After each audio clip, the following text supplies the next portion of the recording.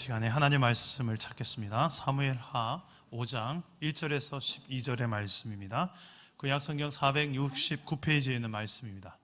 사무엘하 5장 1절에서 12절, 저와 여러분 한 절씩 교독해서 읽도록 하겠습니다. 제가 먼저 사무엘하 5장 1절을 읽도록 하겠습니다. 이스라엘 모든 지파가 헤브론에 이르러 다윗에게 나와 이르되, 보소서, 우리는 왕의 한 골육이니이다. 전에 곧 사울이 우리의 왕이 되었을 때에도 이스라엘을 거느려 출입하게 하신 분은 왕이시었고, 여호와께서도 왕에게 말씀하시기를 내가 내 백성 이스라엘의 목자가 되며 내가 이스라엘의 주권자가 되리라 하셨나이다 하니라. 이에 이스라엘 모든 장로가 헤브론에 이르러 왕에게 나오매, 다윗 왕이 헤브론에서 여호와 앞에 그들과 언약을 맺으매 그들이 다윗에게 기름을 부어 이스라엘 왕으로 삼으니라. 다윗이 나이가 30세에 왕위에 올라 40년 동안 다스렸을 때 헤브론에서 7년 6개월 동안 유다를 다스렸고, 예루살렘에서 33년 동안 온 이스라엘과 유다를 다스렸더라. 왕과 그의 부하들이 예루살렘으로 가서 그 땅 주민 여부스 사람을 치라매 그 사람들이 다윗에게 이르되 내가 결코 이리로 들어오지 못하리라. 맹인과 다리 저는 자라도 너를 물리치리라 하니 그들 생각에는 다윗이 이리로 들어오지 못하리라 함이나. 다윗이 시온 산성을 빼앗았으니 이는 다윗성이더라. 그날에 다윗이 이르기를 누구든지 여부스 사람을 치거든 물 깃는 대로 올라가서 다윗의 마음에 미워하는 다리 저는 사람과 맹인을 치라 하였으므로 속담이 되어 이르기를 맹인과 다리 저는 사람은 집에 들어오지 못하리라 하더라. 다윗이 그 산성에 살면서 다윗성이라 이름하고, 다윗이 밀로에서부터 안으로 성을 둘러 쌓으니라. 만군의 하나님 여호와께서 함께 계시니 다윗이 점점 강성하여 가니라. 두로왕 히람이 다윗에게 사절들과 백향목과 목수와 석수를 보내매 그들이 다윗을 위하여 집을 지으니, 다윗이 여호와께서 자기를 세우사 이스라엘 왕으로 삼으신 것과 그의 백성 이스라엘을 위하여 그 나라를 높이신 것을 알았더라. 아멘. 오늘도 말씀으로 찾아오시는 주님 만나기를 축복합니다. 성경에 보면 하나님께서 높이시는 인생이 있습니다. 반대로 또 하나님이 낮추시는 인생도 있습니다. 베드로전서 5장 5절에서 6절 말씀에 보니 이런 말씀이 있는데요. 하나님은 교만한 자를 대적하시되 겸손한 자들에게는 은혜를 주시느니라. 자막을 좀 띄워주시겠습니까? 함께 읽어볼까요? 시작. 하나님은 교만한 자를 대적하시되 겸손한 자들에게는 은혜를 주시느니라. 그러므로 하나님의 능하신 손 아래에서 겸손하라. 때가 되면 너희를 높이시리라. 아멘. 하나님 앞에서 겸손한 자 하나님이 높이십니다. 반대로 하나님 앞에서 교만한 자 하나님이 대적하십니다. 여러분은 어떤 인생으로 살아오신 것 같습니까? 하나님 앞에서 겸손한 인생으로 살아오신 것 같습니까? 아니면 하나님 앞에서 교만한 인생으로 살아오신 것 같습니까? 미국의 참 존경받는 대통령 링컨이 메릴랜드주 애티담 전투에서 링컨이 속한 이 북군이 첫 승리를 거둔 후에 참모가 격려에 이런 말을 했다고 합니다. 각하, 염려하지 마십시오. 하나님은 우리 북군의 편이십니다. 그러자 링컨이 했던 대답은 이 대답입니다. 오직 내가 염려하는 것은 우리가 하나님의 편인가 하는 것일세.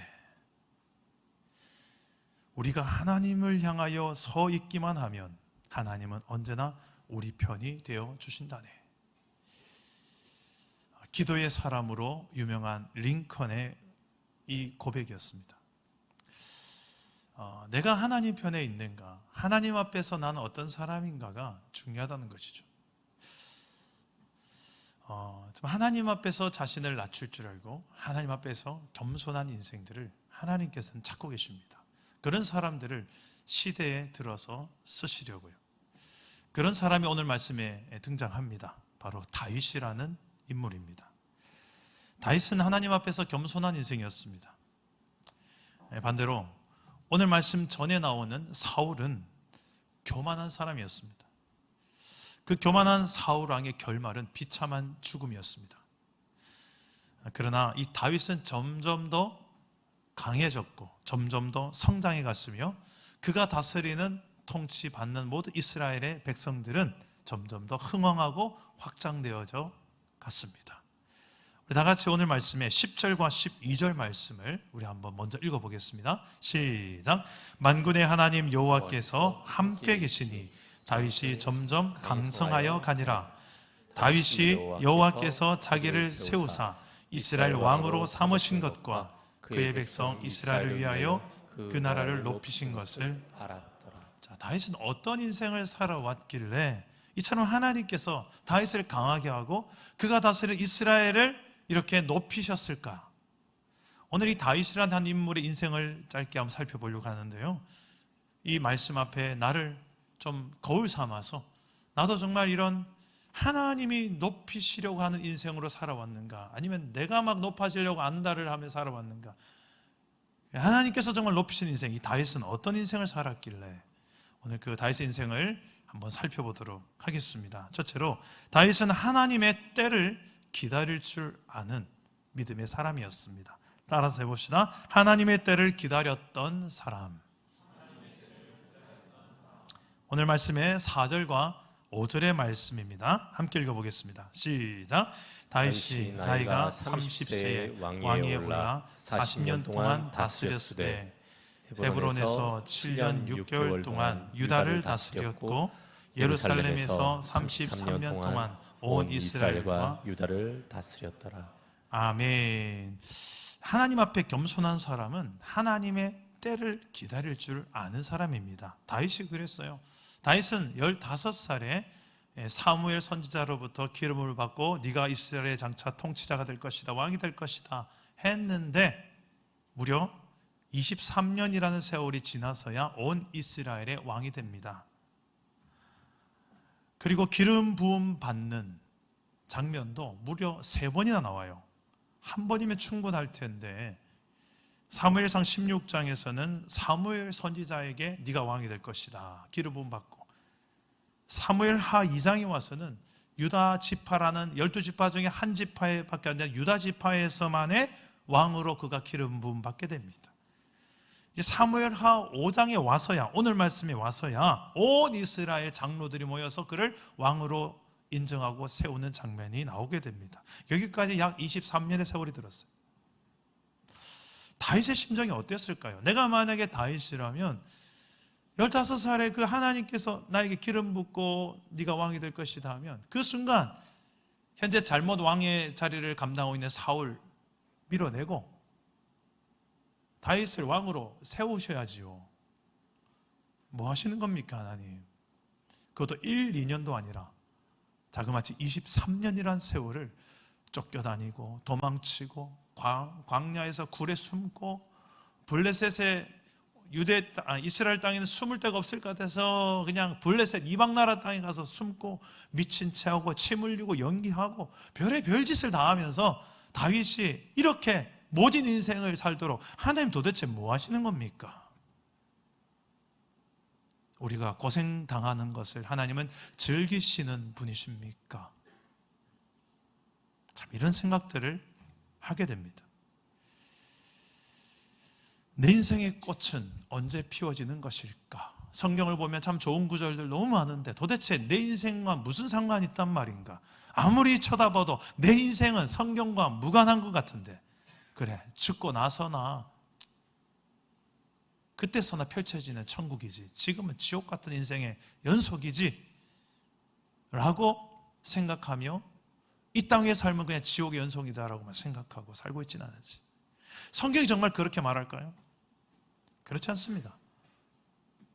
예수를 믿는 그 순간부터 내 인생은 환경을 초월하여 환경의 상황이 어떠하든지 간에 그것과 상관없이 우리는 살아계신 하나님으로 인하여서 하나님이 통치하시는 나라, 하나님의 나라, 천국을 이 땅에서부터 우리는 경험하며 살아갈 수 있다라고 성경은 말씀하고 있습니다. 그러나 여전히 우리의 삶에는 숙제와 같은 문제들이 있죠. 저도 이 담임 목회를 하기 전까지 22년의 부교육자로서 전도사, 강도사 이런 시간들을 보냈던 기억이 있습니다. 제 친구들은 주변에 목사님들이 다 담임 목회를 시작했어요. 10년 전부터, 5년 전부터. 저도 속으로는 저도 언젠간 하나님께서 이 담임 목회 자리에 세우실 날이 올 텐데,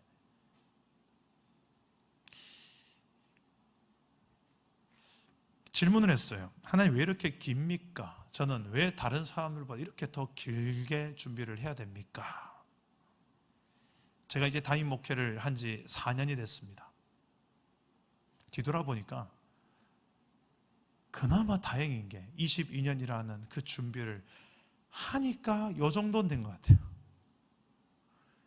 만약에 그렇게 준비 안 했더라면 아찔합니다. 그 정도라도 준비하게 하시니까 요 정도는 하는 것 같아요. 여러분은 어떻습니까? 여러분의 삶에 광야가 길어서 내 인생의 고난의 길 때문에 하나님 원망스럽고, 다른 옆에 있는 집사, 김 집사, 박 집사님 보면 별로 문제도 없는 것 같고, 부부나 가정이 너무 행복한 것만 같고, 하나님의 저 가정만 더 사랑해요? 우리 가정은요? 하나님께 때론 따지고 싶고.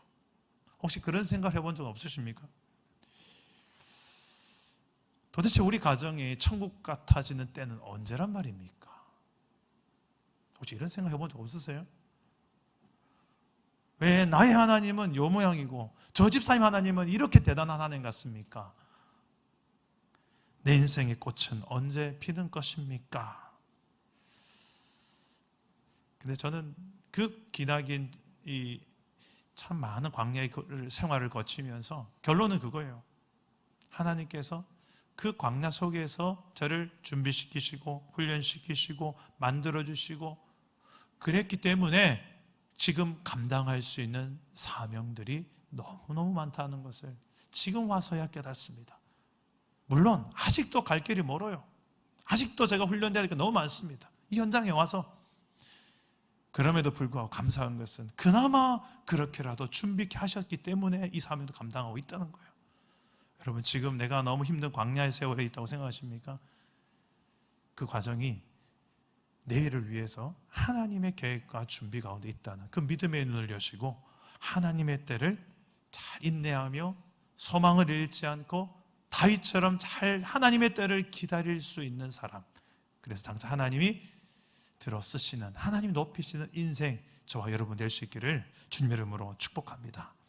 소극적으로는 이렇게 참고 기다리는 거지만, 인내하는 거지만, 능동적이고 적극적으로는 하나님과 함께 동행하는 거예요.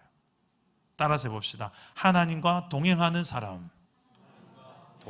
다윗은 그냥 소극적으로 참고 견디고 버티기만 한 게 아니라 능동적이고 적극적으로 하나님과 함께 동행했습니다. 늘 하나님께 물었어요. 하나님 이러면 어떻게 할까요? 어떨까요? 늘 모든 매사에 하나님과 동행하며 주거니 받거니 하나님과 교제하고 묻고 답하고 이렇게 동행했던 사람이에요. 그랬기에 다윗은 광야에 있을 때나 왕궁의 왕이 되었을 때나 변함없이 하나님 앞에서 하나님이 높이 쓰시는 그런 하나님과 동행할 줄 아는 사람이었기 때문에 이런 하나님 앞에 겸손한 인생으로 쓰임받게 된 것입니다. 다윗은 온 이스라엘이 왕으로 세워진 후에 가장 먼저 한 일이 있어요. 바로 예루살렘 성을 정복하는 것이었습니다.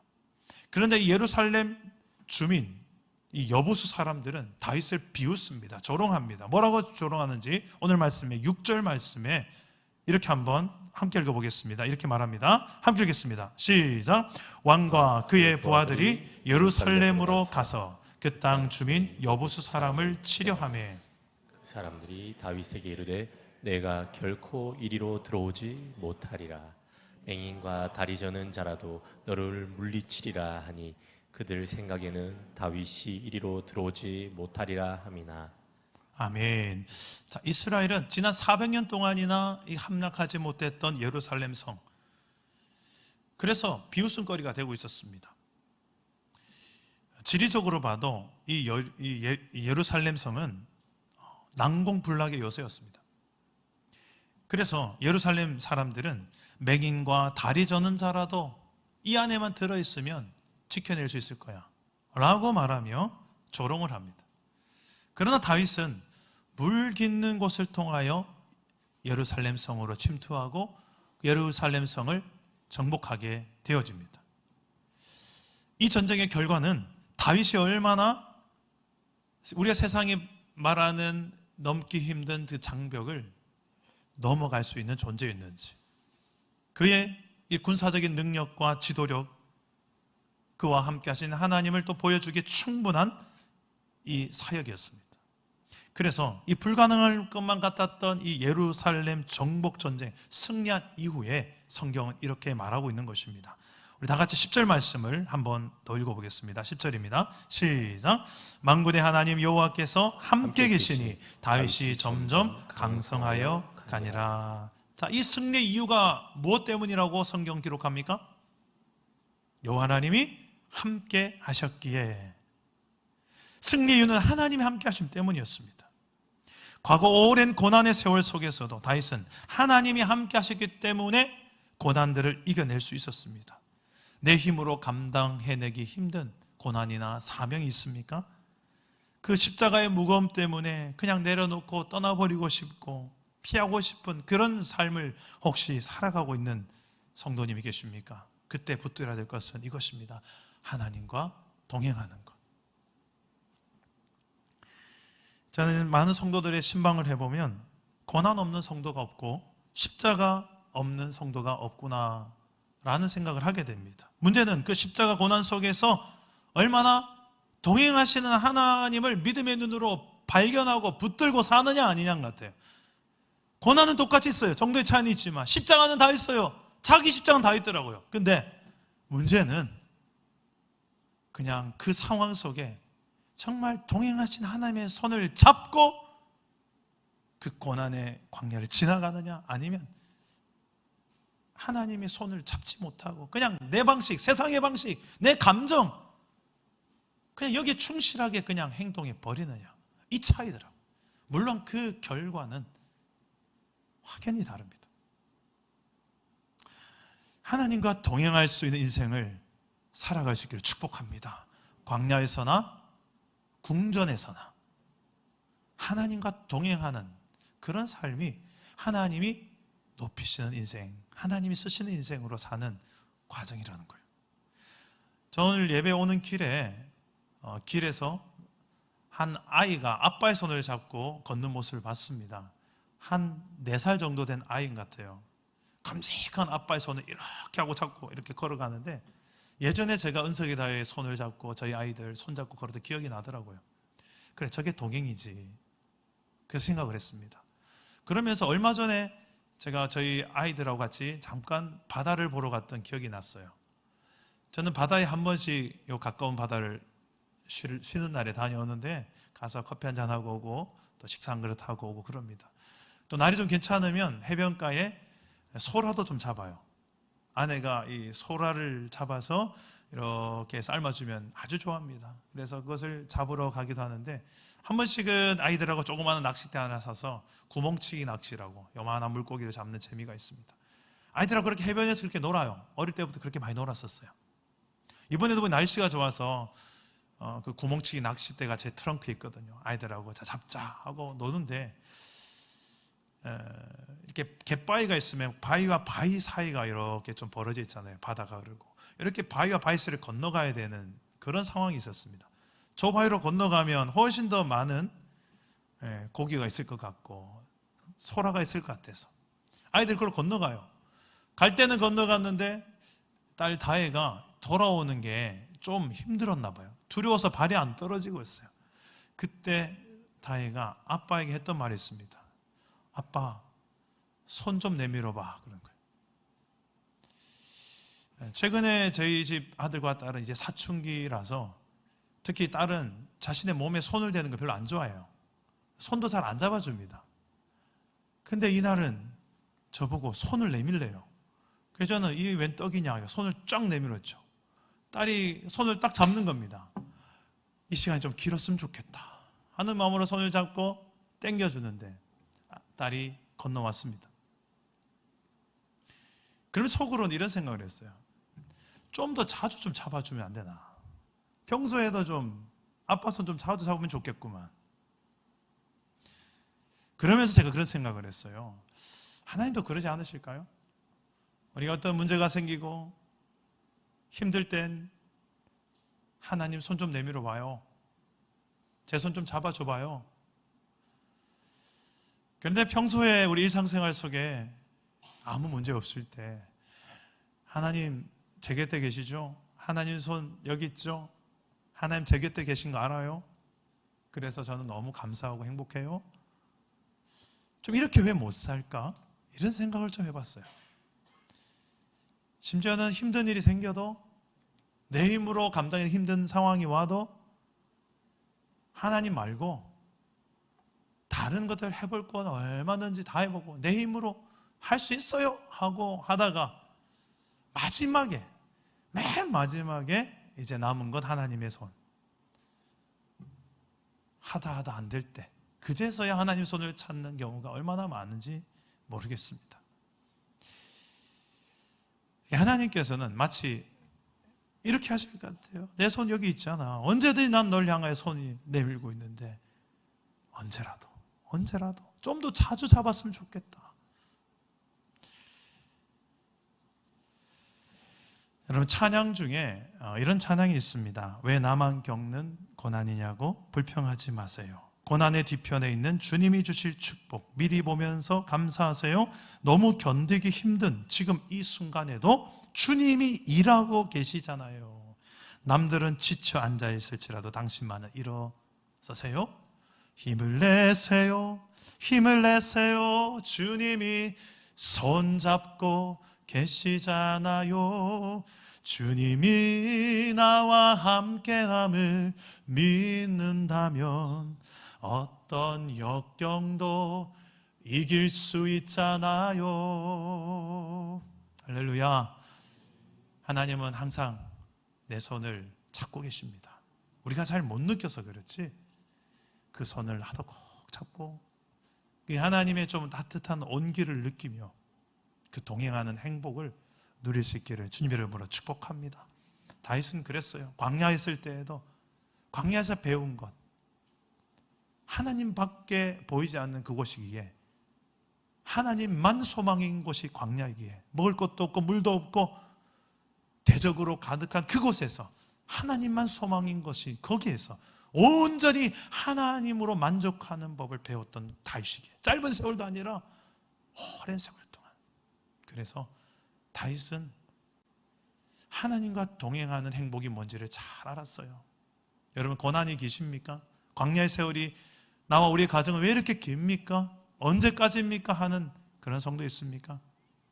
그냥 광야만 긴 사람이 있고요, 그 긴 광야만큼이나 하나님과 동행하는 기쁨을 제대로 맛보는 것이 제대로 준비된 사람도 있습니다. 저는 우리의 삶 속에 하나님과 동행하는 그 주님의 손을 붙들고 사는 이 행복을 누리고, 광야에서나 궁전에서나 한결같이 내 손을 붙들고 계신 그 하나님 때문에 행복할 수 있는, 그리고 승리할 수 있는 저와 여러분 되시기를 축복합니다. 그래서 하나님이 반드시 높이시는 인생, 다윗처럼 하나님의 때가 되면 하나님이 높이시는 인생으로 기억 남는 우리 공동체 되기를 주님 이름으로 축복합니다. 마지막 하나가 더 있습니다. 다윗은 어떤 사람이었길래 하나님이 이토록 높이시는가? 함께 따라해 봅시다. 하나님의 은혜를 아는 사람. 하나님의 은혜를 아는 사람. 함께 우리 12절 말씀을 읽어보겠습니다. 시작. 다윗이 여호와께서 성 이스라엘을 위하여 그 나라를 높이신 것을 알았더라. 아멘. 자, 다윗은 하나님 앞에서 정말 겸손한 사람이었는데 어떻게 겸손했는가? 하나님의 그 은혜를 알아보았던 사람이었어요. 12절 말씀 보니까 자기를 왕으로 이스라엘 세운 것도 하나님의 작품이고 은혜고, 그냥 양치기에 불과했던, 목동에 불과했던 어린 자신을 불러서 기어이 하나님께서 온 이스라엘의 왕으로 세우신 것, 이게 하나님 작품이고 은혜였습니다. 물론 많은 광야 세월이 있었지만 결국은 하나님께서 이때를 위함이다, 이 날이 오게 될 것을 다윗은 믿었고, 그날이 되었을 때도 잊지 않고 내가 이만한 모진 세월을 잘 감당했으니까 이 날이 왔다라고 말하지 않고요, 하나님이 하셨습니다. 하나님이 하신 걸 저 다 알아요. 난 알아요. 다윗은 그렇게 말할 수 있었던, 은혜를 받고 입 싹 닦는 인생이 아니라 은혜를 받은 것을 은혜입니다 라고 말할 수 있는 인생, 이게 다윗이었어요. 그래서 하나님은 그를 높이시는 거예요. 여러분, 이건 여러분 사람과의 관계도 그렇지 않습니까? 은혜를 베풀었는데 입 싹 닦는 인생 보면 더 주고 싶은 마음이 싹 사라지죠. 근데 은혜로 알아볼 줄 아는 사람은요, 막 덮어주고 싶죠. 안 그렇던가요? 하나님은 오죽하시겠습니까? 은혜를 모르고 살아가던 우리 같은 인생들도 은혜를 베푸셨던 하나님은 오죽하시겠습니까? 우리가 하나님의 은혜를 알아본다면 하나님 미치실 것 같아요. 와, 은혜를 알아보네? 내가 어찌 너를 그냥 두겠느냐? 내가 너를 어찌 그냥 가만 놔두겠느냐? 하나님의 은혜를 알아볼 줄 아는 저와 여러분, 그런 철든 성도가 될 수 있기를 주님의 이름으로 축복합니다. 다윗은 예루살렘 성을 함락했을 뿐만 아니라 그 뒤에 온 주변 국가의 왕들이 다윗에게 와서 이제 선물을 갖다 바치기 시작해요. 오늘 말씀 11절에 보니 두로의 왕, 이방 나라죠, 두로의 왕 히람이 다윗에게 선물을 보내옵니다. 사절단 사람들, 백향목, 좋은 나무예요. 그리고 목수와 석수를 보내서 무엇을 짓게 하느냐? 다윗을 위하여 집을 지어요. 다윗을 위하여 멋진 집 한 채를 주고, 그것도 만들어서 최고의 재료로 만들어주고 다윗을 높입니다. 이스라엘 백성들도 지어주지 않는 집을 이방 나라 사람들이 와서 짓게 만들어요. 그걸 지켜보는 이스라엘 사람들이 무슨 생각을 했을까요? 야, 우리는 우리 왕인데 우리는 짓지도 않았는데 옆에 나라 사람들 와서 막 뚝딱뚝딱 왕을 높여요. 야, 우리 왕 대단한 왕인가 보다.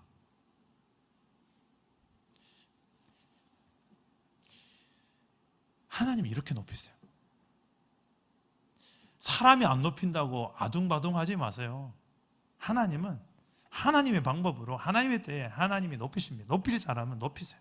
그리고 낮출 사람은 자기가 굳이 내려가려 하지 않아도 낮아져요. 내가 저 인간 기어이 낮추냐, 저 사람 그냥 망하는 걸 내가 기어이 보고 말게 돼서 어떻게 해서든, 그러지 않아도 하나님은 눈 시퍼렇게 뜨고 지금 다 알고 계시고 다 보고 계세요. 굳이 내가 그러지 않아도 하나님은 다 알고 계시고 다 보고 계세요. 주 앞에서 그 은혜 아래에서 겸손히 하나님의 때를 기다리고, 그 은혜 아래에서 나도 그 은혜가 필요했던 사람이었고, 그래서 하나님 앞에서 그 은혜를 인정할 수 있는 겸손한 사람, 하나님께서 반드시 높이실 줄 믿으시기를 바랍니다.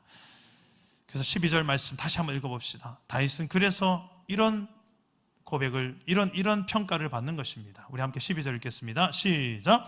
다윗이 여호와께서 자기를 세우사 이스라엘 왕으로 삼으신 것과 그의 백성 이스라엘을 위하여 그 나라를 높이신 것을 알았더라. 아멘.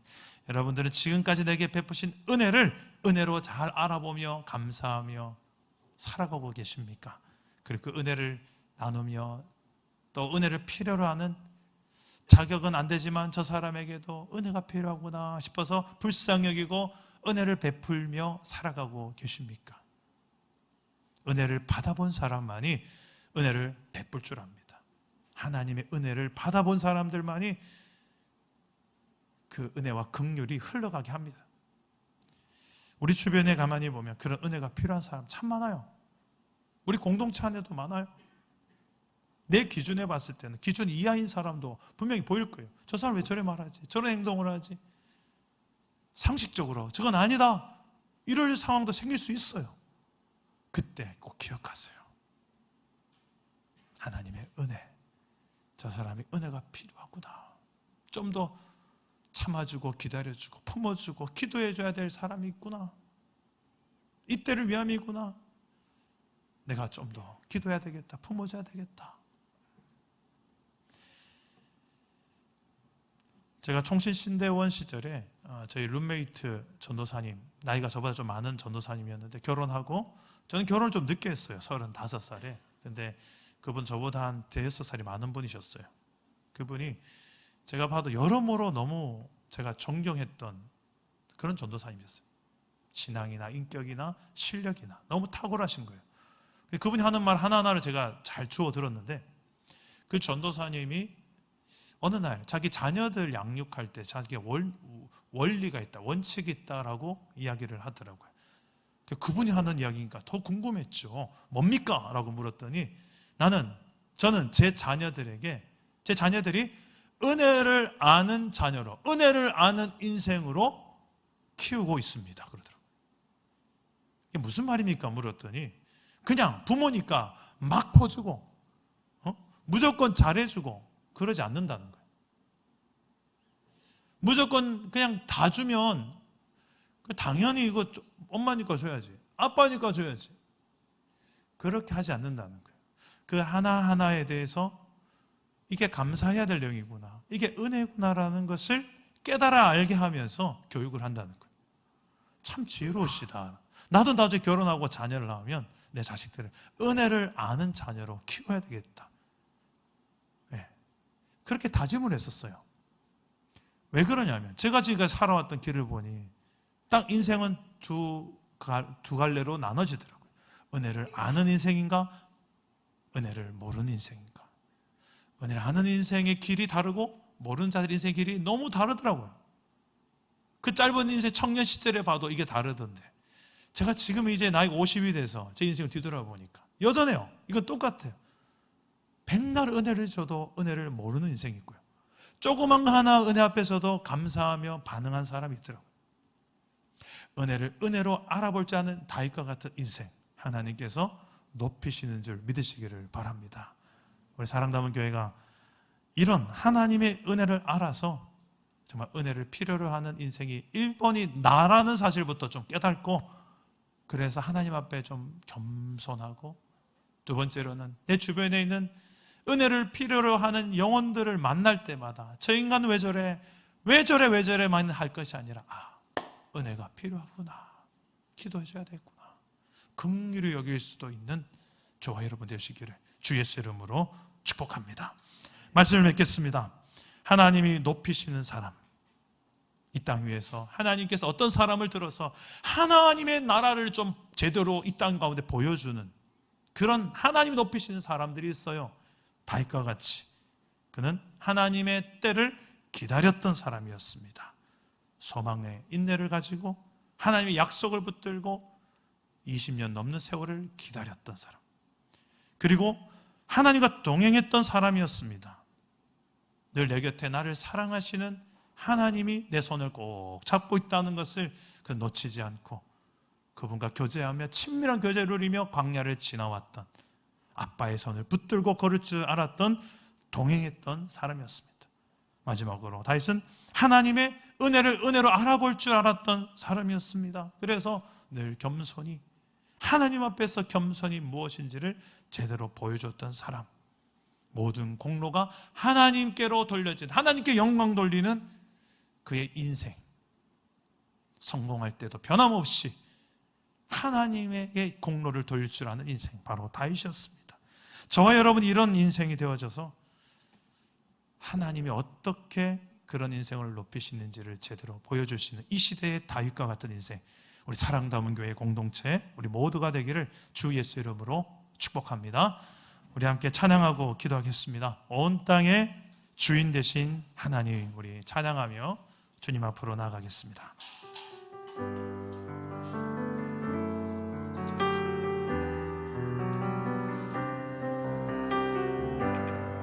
온 땅의 주인 되신 주님이 내 이름을 아십니다. 온 땅의 주인 되신 주님이 내 이름 아시며 상한 맘 돌보네.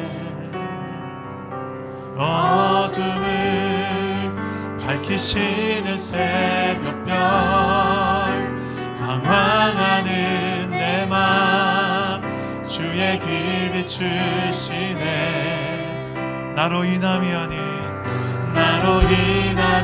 아닌 주가 행하신 일로 나의 행함이 아닌 오직 주여 인하여 나는 오늘 피었다 지는 이름 없는 꽃과 같네. 바다에 있는 파도 안개와 같지만 주는 나를 붙드시고 부르짖음 들으시며 날 귀하다 하시네.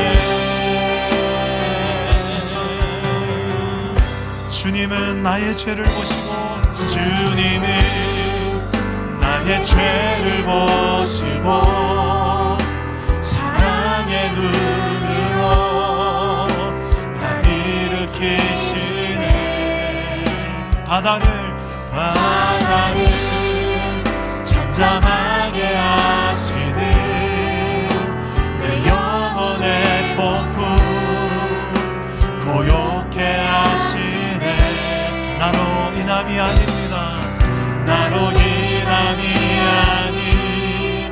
주가 행하신 일로 나의 행함이 아닌 오직 주로 인하여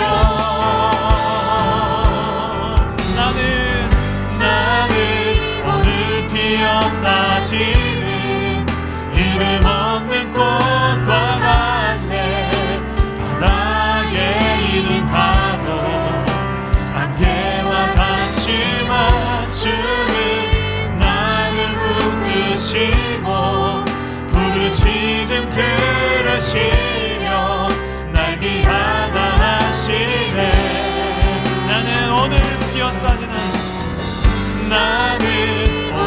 피었다 지는 이름 없는 꽃과 같네.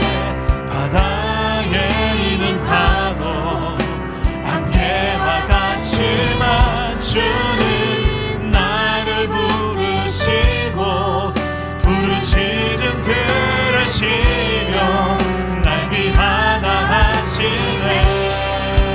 나 오직 주의 것 나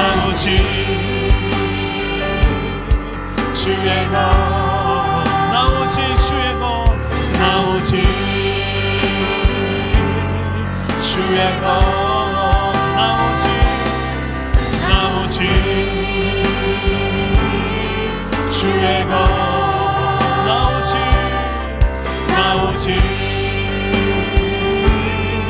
주의 것 나는 오늘 피었다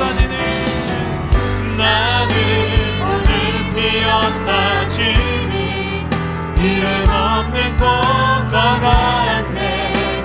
바다에 있는 파도 안개와 같지만 주는 나를 붙드시고 부르짖음 들으시며 날 위하다 하시네.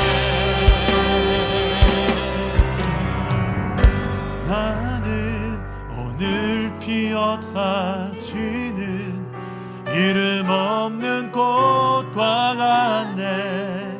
바다에 있는 파도 안개와 같지만 주는 나를 붙드시고 부르짖음 들으시며 날 귀하다 하시네. 나 오직 주의 것 나 오직 주의 것 나 오직 주의 것 나 오직 주의 것 나 오직 주의 것 나 오직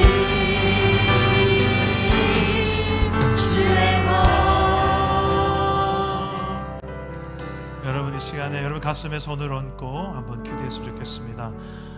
내가 내 것이 아니라 하나님의 것된 그 과정이 하나님의 은혜가 있습니다. 바로 예수 그리스도, 하나밖에 없는 하나님의 아들, 그분의 생명을 십자가에 내어준 은혜, 그 은혜 하나만 생각해도 우리는 하나님의 것이 된 것이 우리의 수치가 아니고 우리의 자랑이며, 내가 주인 되지 못해서, 내가 높아지지 못해서 하나님이 높아지는 것이, 정말 나보다도 하나님도 높아지는 것이 더 기쁨이 될 수 있는 이유, 바로 하나님께서 나를 베푸신 은혜 때문에 오늘 이 시간에 그 은혜를 인정하며 한번 기도했으면 좋겠습니다. 그래서 다윗처럼 내가 칼을 뽑을 수 있지만, 사울을 죽일 수 있지만 두 번이나 죽이지 않았던 이유, 하나님의 때를 기다릴 수 있었던 믿음이 그에게 있었고, 또 하나님과 친밀한 교제하며 동행했던 그의 삶이 있었기에 그 모진 광야 세월을 하나님과 함께 동행했기에 이겨낼 수 있었고, 그 은혜를 알았기 때문에 성공했을 때에도 교만해지지 않았었던 이 다윗, 하나님 높이시는 인생, 나도 그런 인생의 길을 걷게 하여 주옵소서. 내 자녀들에게 이 인생을 또한 잘 또 보여줄 수 있는 인생이 되게 하여 주시옵소서. 우리 한번 이렇게 한번 자신의 인생을 걸고 하나님께 기도했으면 좋겠습니다. 저를 따라오기도 하겠습니다. 주여 은혜를 주옵소서. 주여 겸손하게 하옵소서. 주여 함께하여 주옵소서. 기도합시다. 하나님 아버지, 우리 인생을 하신 아버지 하나님, 오늘도 하나님 앞에 섭니다. 주의 말씀 앞에 내가 섭니다. 오 주님, 하나님의 때를 기다릴 줄 아는 사람이 되게 하시고, 하나님이 다 알고 계시며 심판하시는 하나님 앞에 그 하나님의 때를 기다릴 줄 아는 사람 되게 하시고, 하나님이 높이시는 그때 그 하나님의 때를 기다릴 수 있는 믿음이 우리에게 있기를 소망합니다. 내 삶의 지금 이 순간 하나님의 살아계심을 인정할 수 있는 주의 백성들 되게 하여 주시옵소서.